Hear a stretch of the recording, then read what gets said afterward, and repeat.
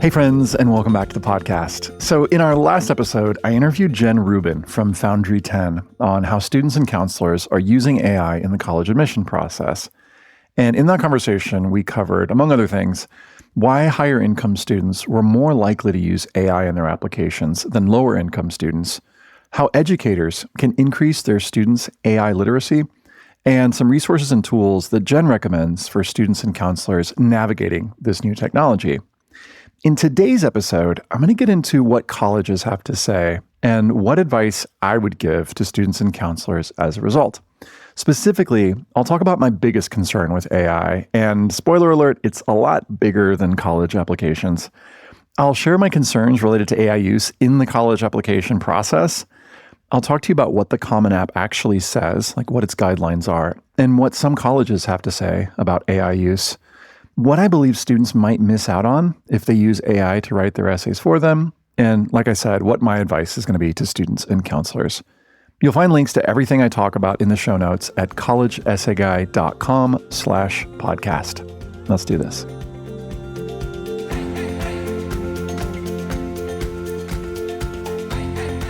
So right after ChatGPT was released in 2023, our editorial director here at CEG, Andy Simpson, wrote a piece called CEG's Thoughts on AI and College Application Essays. And it's a pretty great piece. Check it out. It's in the show notes.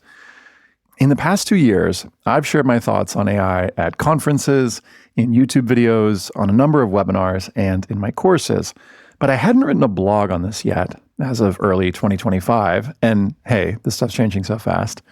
So in this podcast episode and in the show notes, you'll find a blog that shares some of these links and thoughts, are some ways that I'm thinking about AI use in the college essay and application process.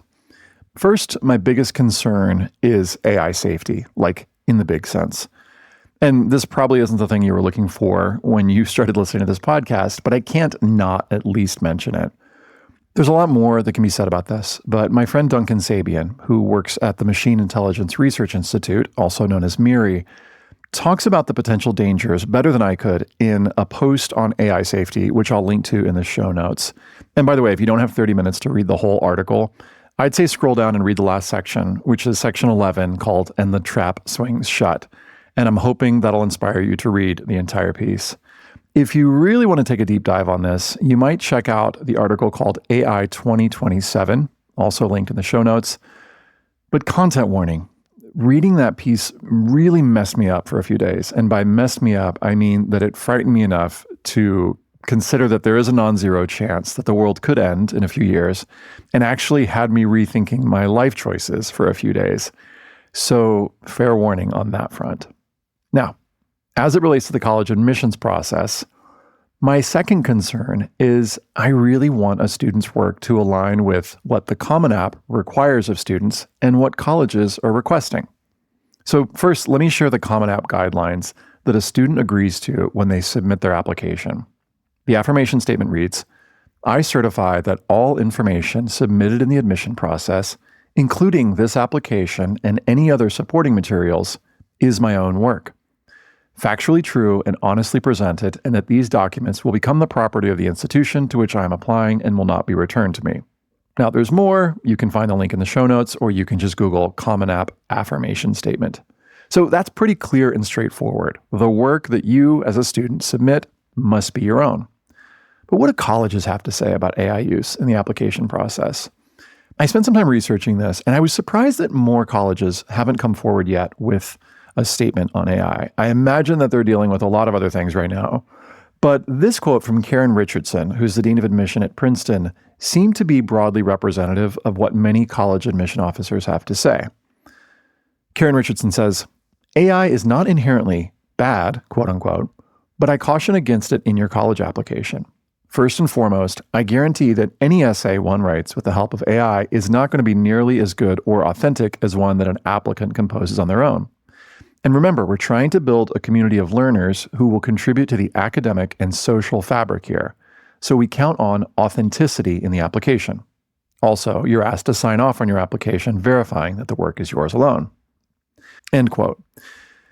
Now, separately, here's a quote from Caltech, but you'll notice a common theme here. So Caltech says, quote, Your essays are where we hear your voice. Relying on AI, specifically large language models such as ChatGPT or Bard, to craft your essay will dilute your unique expression and perspective. While we know AI tools have become readily accessible over recent months, overuse of AI will diminish your individual, bold, creative identity as a prospective techer.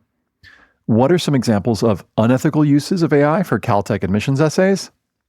Copying and pasting directly from an AI generator, relying on AI-generated content to outline or draft an essay, replacing your unique voice and tone with AI-generated content, translating an essay written in another language. What are some examples of ethical uses of AI for Caltech admissions essays? Using AI tools like Grammarly or Microsoft Editor to review grammar and spelling of your completed essays, generating questions or exercises to help kickstart the brainstorming process, using AI to research the college application process. And they end their section here saying, if you are still wondering whether your use of AI in crafting your application is ethical, ask yourself whether it would be ethical to have a trusted adult perform the same task you are asking of ChatGPT.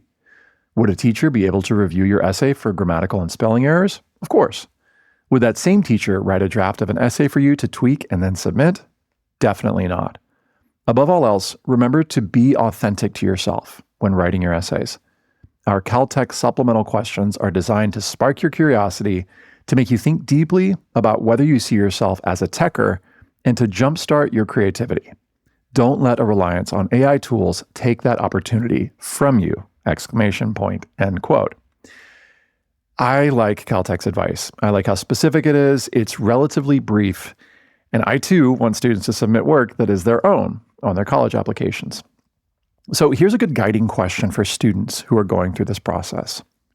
If a college admissions officer asked you how you used AI in your college application, what would you feel proud to say? And that's a good one to just sit with for a second. Again, if a college admission officer asked how you used AI in your application, what would you feel proud to say? But there's another reason that I think students should do their application writing on their own, and it has to do with my second concern. I worry that students who use AI to write their college essays will miss out on some important nutrients. Now, what do I mean by nutrients? I'm talking about healthy stuff that'll make you a better, more thoughtful human. I believe the college essay writing process offers students a valuable opportunity to learn a whole lot about themselves through writing. And while large language models can help draft an essay faster, I worry that if a student's focused only on the product, like a final essay, and speeds through the process of getting there, like all the brainstorming and drafting and redrafting, then they might miss out on some great opportunities to gain some important nutrients. In other words, some stuff that can be really good for them. Now, what do I mean by these nutrients? Here's some examples of what I'm calling nutrients that I believe the college admission process can provide. First, potential for personal development and self-awareness. Discovering not just how you think, because I think writing can help reveal that, but why you think that way. Vulnerability. The kind of vulnerability that comes with putting down on paper your skills, qualities, values, and interests, and getting the chance to be seen for all of those qualities. The inspiration that you get for searching for and then finding that perfect detail for that third essay that you're writing. The freedom that comes when you're given the chance to story your own life. Yeah, story as a verb. And the sense of autonomy that you can get when you're deciding how your story's told. There's a particular sense of ownership that I believe comes from looking at a piece of writing about your own life that you've spent a few hours on and thinking, that's me. I wrote that. There's confidence that comes from taking on a hard thing and succeeding. I think there's value in collaborating with a trusted counselor or essay coach or mentor or even peer on redrafting. And not to mention the emotional intelligence, the storytelling skills, and the beauty in starting over. And of course, lots more. Now, that might sound like a soapbox moment, but hey, I love this process. I wouldn't be doing this all if it were just about getting into college. I think it's about so much more. Put simply though, I worry that AI could lead to the essay writing process becoming even more transactional, when I believe this process can be, at its best, transformational. Now, I don't want that to get missed, so I want to say that again. I want this process to be not just transactional, but transformational. And I think it can be. Further, several colleges have publicly said that any use of AI in the application process is prohibited. To give another example, Brown clearly states in their artificial intelligence in the application process statement, which is on their website, quote, as per the Common Apps policy linked above, their definition of application fraud includes submitting plagiarized essays or other written or oral material or intentionally misrepresenting as one's own original work, 1, another person's thoughts, language, ideas, expressions, or experiences, or 2, the substantive content or output of an artificial intelligence platform, technology, or algorithm. And they continue by saying, Brown affirms this definition and reiterates our own independent policy that the use of artificial intelligence by an applicant is not permitted under any circumstances in conjunction with application content. While an applicant may use artificial intelligence to assist with spelling and grammar review, in the same way as any other platform that supports basic proofreading, the content of all essays, short answer questions, and any other material submitted by an applicant must be the work of that individual. So given this, and given what other colleges and universities have shared, and I'll put some links in the show notes to what other colleges have said, at College Essay Guy, we advocate that students, counselors, and essay coaches align with what these colleges, universities, and the Common App have said publicly. We do not advocate for the use of AI or ChatGPT in writing the college essays or application. And just to be clear, even if a school hasn't published their AI policy, we prefer to err on the side of caution and to not use AI to write the personal statement, the supplemental essays, the additional info section, or activities list. Now, can ChatGPT and AI be useful in certain contexts? Absolutely. As an example, when I was researching this article, I used ChatGPT to research college and university policies. Why? Because as I imagined trying to research every single college and university to find their AI policy, it would have taken me hundreds of hours. But the writing that I did and the analysis and my take is mine alone, and the writing was mine. Could students maybe use AI to research what colleges might be a fit for them? I believe looking up information on colleges is okay. For example, which colleges and universities might be a good fit for me if I'm interested in studying theater at a mid-sized university in the Midwest. Give me links so I can do further research. Now, I think that could be a potentially useful application of something like ChatGPT, as long as students are not using AI to write their essays. Now, if students do decide to use ChatGPT, I think it can be useful and maybe even important to disclose how they used it, as I did just a few seconds ago. Stay tuned for more guidelines on the use of AI in researching colleges later this year. In the meantime, and you'll find these linked in the show notes, I've found some publicly posted comments from different colleges and universities, and I've tried to find a variety. So I found one from the University of California system, that's a public university, Gonzaga University, which is private, Southern Methodist University's graduate school, also University of Melbourne, so that's outside the US. And like I said, you'll find those all in the show notes if you want to find out more. Finally, just a short note on AI use and environmental impacts. Using large language models has a pretty big impact on the environment. In fact, and you'll find this article linked as well in the show notes, Xiaolei Ren, who's an associate professor of electrical and computer engineering at UC Riverside, who was featured in an article on Yale Environment 360, has been studying the water costs of computation for the past decade. And they estimate that a person engaging in a session of questions and answers with ChatGPT 3, so this is like maybe 10 to 50 chat responses, drives the consumption of a half liter of fresh water. And you'll find more on the details of just how many hundreds of billions of gallons are being used of water each year by companies like OpenAI and Microsoft. So, in summary, the Common App and some colleges, at least the ones who publicly post their guidelines, ask students to write essays on their own without the help of AI. And at CEG, we recommend the same.